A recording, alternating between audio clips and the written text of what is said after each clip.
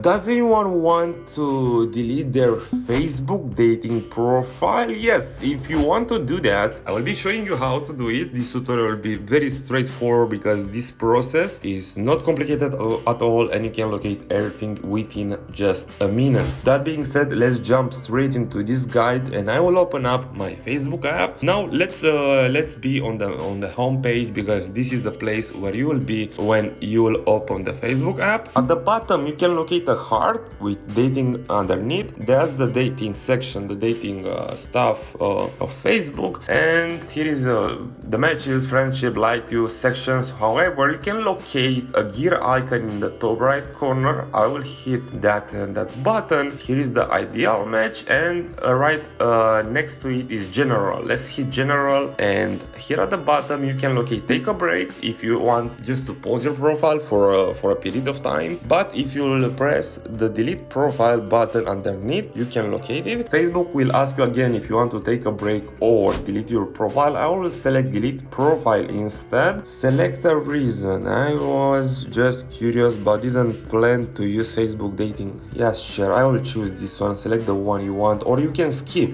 if you don't want to give a specific reason. And I just received a message: you deleted your dating profile. You won't be able to create a new dating profile for 7 days. So if you want to return, you'll be able after 7 days will pass. And let's hit again the dating profile. Yes, as you can see, this section it's gone. Basically I can reach it.